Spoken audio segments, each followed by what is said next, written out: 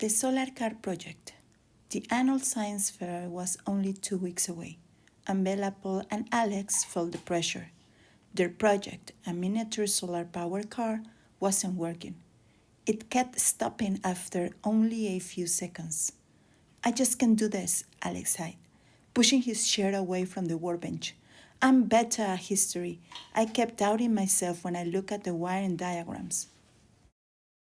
Bella, the team's leader, shook her head. No, Alex, you designed the chassis yourself. That part is perfect. We just need to fix the engine connections. Don't let your uncertainty become a problem for the team. Paul added, we can't expect the car to magically fix itself. We had to dive back into it. They took a break. Bella went to the library, determined to find a new solution. She pushed herself to read 3 complex engineering articles, ignoring the frustration building inside. She told herself that they would succeed if they just worked harder. Meanwhile, Paul spent time helping Alex understand the difficult equations. Alex saw how patient Paul was and felt terrible for feeling sorry for himself earlier. He realized his job was to contribute, not complain. He quickly applied the new understanding and found a mistake in the circuit board. When Bella returned, she was holding a note. I found a simple idea online. We can't rely on others to do our work for us. We must believe in ourselves as a team. They spent the next few hours working silently, connecting wires, adjusting the solar panel, and checking every bolt. They learned to rely only on themselves for solutions. When they finished, they stood back nervously. Ready? Asked Paul. Alex placed the car on the track and hit the switch. The car zipped forward, faster and smoother than before. It didn't stop. They stared at the little car, then at each other.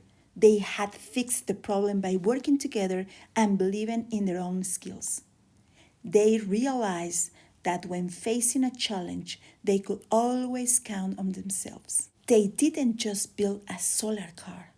They built up their confidence and strengthened their team. Our grammar topic this week is reflexive pronouns. Reflexive pronouns are special words we use when the object of a verb is the same as the subject. Think of it like looking in a mirror. The action reflects back onto the person or thing doing it. They almost always end in self for singular or selves for plural.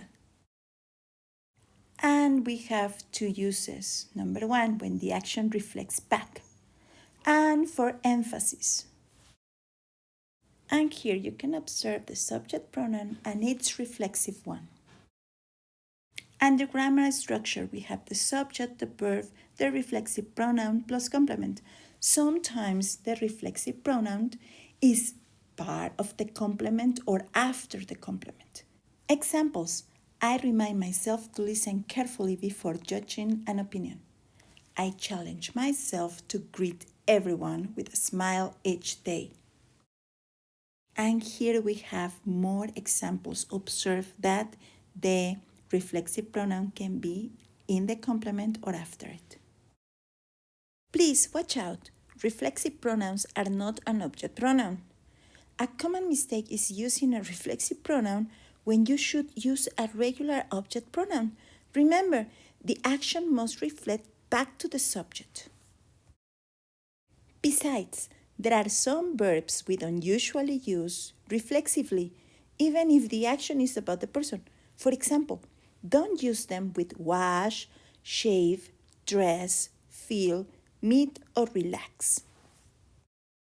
Something else. Reflexive pronouns are objects in a sentence and they don't change their form to be affirmative or negative.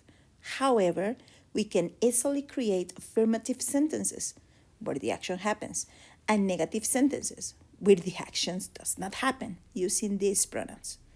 I did not allow myself to get discouraged. Don't tire yourselves out before the exam. Recommendations: always check the mirror.